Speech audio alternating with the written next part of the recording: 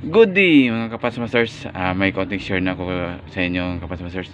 Ito ay isang evaporator ng single door refrigerator. Ang problema nito mga Kapats Masters, mayroong kandyan, mayroong tinusok ng kutsilyo. Kaya actually hindi ko pinakita pag fix at pag kanyang butas. Ilang tips niyo mga Kapats Masters. Huwag yung kung magkuhan kayo, kung ito mapgas yung gamit niyo, linisan nyo muna. Patapos paglinis niyo, gamitan nyo ng ng lagari ng metal, tapos or papel de liha, tapos i-flushing nyo, siguro nyo i-flushing mga paspaser para mawala yung oil at saka tubig na sa loob ng evaporator para daling kanyo may fix. Ito yung gamit ito, aluminum flux Kapats Masters, aluminum flux, tapos yung aluminum rod. Direct or shortcut mga Kapats Masters, kung tapos mo nang lagyan ng aluminum flux, tapos lagyan mo ng rod, ganito na yung nangyayari. Huwag yung lagyan ng water, huwag yung basahin ng tubig, at saka huwag yung lagyan ng o punasan ng basahan na may nababasa. Hayaan lang lumamig siya mga Kapats Masters. Yan ang Kapats Masters ang tips ko sa inyo para especially sa mga DIY. Actually ang ito ganito, kung magbili ka ng brand new nito, mahal, kaya try nating i-recover mga Kapats Masters. Tapos dito tayo magdugtong ng para i-flashing natin dito sa kapili tube mga Kapats Masters. Huwag dito ha, kasi ito yung halimbawa ito yung capillary tube, di ba, maliit. Pwede ito mag-stack up, mag-stack up ito. Kung example, kung 2 doors or single door, o mag-recover single door, 2 doors, delikado. Kaya dito tayo magkabit ng para flashing. Dito daan Kapats Masters, ito out ito para kasi sigurado, kasi sabihin man may mukhang mga PD dyan, pero tingnan mo ang halimbawa kung may oil or may dumi doon sa loob ng evaporator, sigurado magbigay ng stack up talaga mga Kapats Masters. Pagkita ko ito mga Kapats Masters ito lang. Tapos pagkita ko magdugtong tayo ng paano magdugtong ng mga Kapats Masters. Yan. Tapos huwag kayong matakot na malaki yung masunog ng lagyan natin ng pintura ng Pilox mamaya Kapats Masters. Tingnan natin para makita niyo. Tapos may na-recover akong unit itong Kapats Masters, aluminum ito, Panasonic. Actually second technician akong Kapats Masters. Dito na nag-try yung ito tube, aluminum tube. Ito yung unit. Pakita ko sa inyo paano magdugtong ng aluminum mga Kapats Masters, at saka copper to metal or to steel mga Kapats Masters. Pakita ko sa inyo ito mga Kapats Masters. Magdugtong tayo ng aluminum. Ito yung aluminum, tapos gamitan natin ng aluminum rod, tapos kuha tayo ng aluminum flux dito. Yung aluminum flux na natin, ilagay sa niya, tapos antayin nga parang magkuhan siya malinis para dali dumikit ang aluminum rod mga Kapats Masters. Low heating na ito ha, low init, mahina lang yung init na yung torch mga Kapats Masters para hindi madaling magkuhan yung aluminum. Low heating lang, low heating. Yan. Sa likod, tapos sa likod. Okay. Sa likod. Okay. Low heating lang ha. Take note. Low heating lang mga Kapats Masters. Tingnan natin kung okay pa. Ito. Pagdugtong ha. Paano pagdugtong ng aluminum? Aluminum mga Kapats Masters. Sa likod hindi pa. Ulitin natin sa likod ng portion para ang ganda yung result. Ulitin natin konti. Lagyan natin konti mga Masters. Lagyan natin ng konting flux para madaling kumapit yung rod. Lagyan natin counting flux. Okay, yan.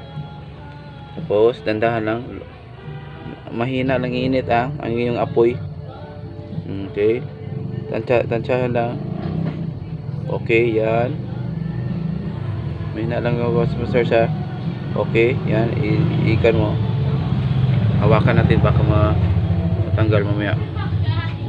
Hawakan, tandaan lang. Okay, yan. Yan, slowly. Layo na ng apoy. Okay. Tingnan natin. I-focus natin mabuti mga Kapas Masters. I-focus ko mga Kapas Masters. Ito yung dugtungan natin. Yung dinugtong na aluminum. Okay, nakita nyo. Okay naman. Galing kan. Kadikit. Yan ang pagdugtong ng aluminum mga Kapas Masters. Kayon, ang copper tube at sa steel o to metal tayo na naman mga Kapas Masters.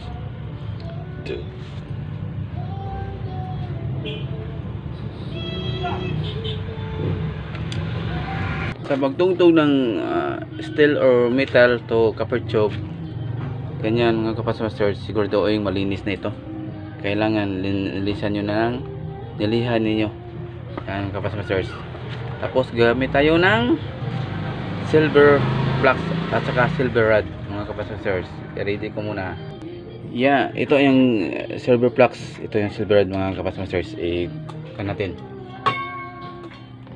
I-fix na natin. Tugtungin natin yung metal or steel o connected sa, initin muna yung rod para makuha ng flux. Yan, tapos initin to, applyan mo ng flux, gandahan, slowly. Siguruin yung metal or steel mga Kapas Masters, slowly lang, slowly mahulog. Kailangan malinis para yan, dandahan. Siguraduhin ang iba ginagamit bronze rod at saka borax. Ito okay ito sa akin mga Masters. Madali itong dumikit ang silver rod at saka silver flux. Para sa akin ang bilis, ang ganda pa niya, ang ganda pa ng result. Yan, tingnan nyo mga Kapas Masters, diba? Tingnan nyo na maigi, diba? Ang ganda ng result. Tingnan nyo. Tapos ganito sitwasyon, ang sa likod hindi nyo makita, diba? Tingnan nyo, yan, gamit ka actually. Nabasag na yung mirror ko. Pakan na lang itong mga Kapas Masters, nabasag na yung magic mirror. Yan, yung technique, yung pagkuhan. Tingnan mo sa likod kung makita mo nga hindi pa ba nakuha ng hindi maganda yung pagkadugtong, makita mo dyan mga Kapas Masters. Yung technique, gamit kayo ng mirror ng mga Masters, yung mga mirror ng mga kapatid nyo babae na hindi na ginagamit, pwede nyong hingin. Ito nabasag na yung mirror ko kanina, rin ito nabasag, naapakan ko, sorry mga Kapas Masters, kaya palitan ko na ito. Yan lang mga Kapas Masters, sana may makuha kayong konting kalaman dito sa video ko. Tapos ito na yung evaporator kanina nung natin. Tingnan nyo, hindi na nakita ang dito yung nakan ko isulda dito, fix. Tingnan nyo, wala na din na makita yung dyan, yung butas. Tapos ito, pinapakita ko lang itong Kapas Masters. Ito yung dinugtong ko na aluminum kanina. Panasonic kan ito. Two-doors refrigerator. Actually, kan ko nag-recover ko lang ito ng Kapas Masters. Tapos lagyan ko lang ito ng aluminum plate dito sa taas para hindi na makita. Yan mga Kapas Masters. Sana may makuha kayong kaunting kalaman dito sa video ko. Salamat pala sa mga kaibigang technician dito sa Cebu Rock Masters Club. Master Nandi, Master Ruby, Kabudanda, Master Ordo, lahat ng mga technician. Salamat sa 518 na subscriber ng Pat's Technical Works. Dito ako sa working area ko mga Kapas Masters sa pangayon.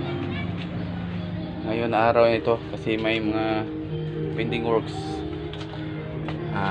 Actually, ang pinakita ko lang, ang gamit ko mapgas mga Kapas Masters kasi ito kadalasan yung madaling gamitin. Pwede rin gamitin yung ng acetylene, especially kapag may acetylene kayo, mas maganda mga kapasmasters.